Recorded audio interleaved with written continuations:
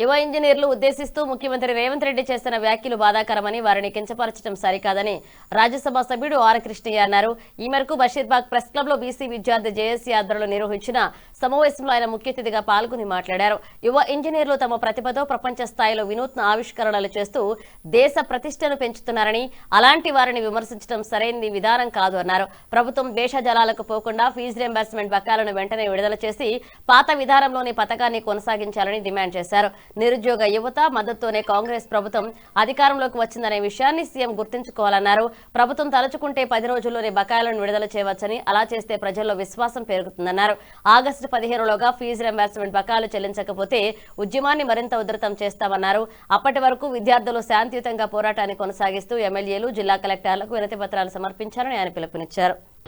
నాగలు పట్టిన చేతులు ఈరోజు కంప్యూటర్లు పట్టే ఏఐ చేస్తున్నారు. ఈ విధంగా ప్రపంచం లోపలనే పెను మార్పులకు శ్రీకారం చుడుతున్నటువంటి ఇంజనీరింగ్ విద్యార్థులు ఇన్నోవేటివ్ ఐడియాస్, క్రియేటివ్ ఐడియాస్ తోటి ప్రపంచ స్థితిగతులనే మారుస్తున్న ఇంజనీరింగ్ విద్యార్థులను క్రిమినల్ అనడాన్ని మేము తీవ్రంగా ఖండిస్తున్నాం. కొనసాగించడానికి ముఖ్యమంత్రి రేవంత్ రెడ్డి ఎందుకు ఇంత ఆందోళన చెందుతున్నాడు, ఎందుకు ఇంత ఎంత ముందవుతున్నాడో నాకు అర్థం కావడం లేదు. ఇంత ఆందోళన చెందవలసింది కాదు. ముఖ్యమంత్రి అనుకుంటే ఒక 10 రోజుల్లో ఈ స్కీమ్ బకాయిలు ఇవ్వచ్చు, ఈ స్కీమ్ను యథావిధిగా కొనసాగించవచ్చు. ఇది ఒక పెద్ద సమస్యనే కాదు, దీన్ని అనవసరంగా పెద్ద సమస్యగా చూస్తున్నాడు. ఎందుకంటే 3 ఏళ్ళు అయింది, 3 ఏళ్ళల్లో అనేక ధర్నాలు జరిగాయి, అనేక ఉద్యమాలు జరిగాయి, కాలేజ్ బైకాట్లు అయినాయి, కాలేజ్ బంధులు అయినాయి, విద్యార్థులు బంద్ చేశారు, కాలేజ్ యాజమాన్యాలు బంద్ చేశారు. ఎవరు బంద్ చేస్తే వాళ్ళకు ఎదురుదారి చేసి బ్లాక్మెయిల్ చేయడానికి చూస్తుడు.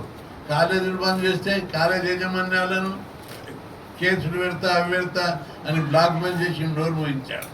అంటే విద్యార్థులు బంద్ చేస్తే దాన్ని కూడా బెదిరిస్తున్నాడు, పోలీసులతోటి అరాచకం సృష్టించడానికి ట్రై చేస్తున్నాడు. అందుకే ముఖ్యమంత్రి గారు దీన్ని పాజిటివ్గా మీరు ఆలోచించండి. ఇది పెద్ద సమస్య కాదు. విద్యార్థులు నిరుద్యోగులే మీకు అధికారం అప్పచెప్పిండ్రు, మీరు ముఖ్యమంత్రి అయ్యారు. ఇది ప్రజాస్వామ్యం. ప్రజాస్వామ్యం లోపల బ్లాక్మెయిల్లకు, ఒత్తిళ్లకు, అరాచకానికి తావలేదు. మీకు ముఖ్యమంత్రి ఇచ్చిన మిమ్మల్ని ఎవరు తొలగించారు. 5 ఏళ్ళు మీరే ముఖ్యమంత్రి ఉంటారు, మంచిగా పరిపాలిస్తే ఇంకో 5 ఏళ్ళు ఉంటారు. దీని విషయం లోపల ఎలాంటి సందేహం లేదు. కానీ ఈ స్కీమ్ను మాత్రం యథావిధిగా పాత పద్ధతి దానిలో ఉన్న లోటుపాట్ల గురించి చర్చ చేయి. లోటుపాట్ల గురించి ఏమైనా చర్చ చేసి దాని మీద ఆలోచించు. ఇన్పల ప్రతి కాలేజీ విద్యార్థులు తరగతులు బహిష్కరించి ఎమ్మెల్యే క్యాంప్ ఆఫీస్కు ఊరేగింపు పోయి ఎమ్మెల్యేలందరికీ విజ్ఞాపన పత్రాలు ఇవ్వాలి. ఎంఆర్ఓ ఆఫీస్కి పోవాలి, ఆర్డీఓ ఆఫీస్కు, కలెక్టర్ ఆఫీసు, ఏ ఆఫీసు ఉంటే అక్కడ పోయి ప్రదర్శనగా ర్యాలీగా వెళ్ళి విజ్ఞాపన పత్రం ఇవ్వాలి. ఇంకా పీస్ఫుల్గానే చేద్దాం. వినకపోతే తర్వాత ఆగస్టు 15 తర్వాత ప్రత్యక్ష కార్యాచరణ ఉద్యమాలు ఎట్లా చేయాలనో ఆలోచిద్దామని ఈ ముఖ్యమంత్రి గారు ప్రతిష్టకోకుండా బడ్జెట్ రిలీజ్ చేసి పాత పద్ధతిలోనే స్కీమ్ను కొనసాగించాలి.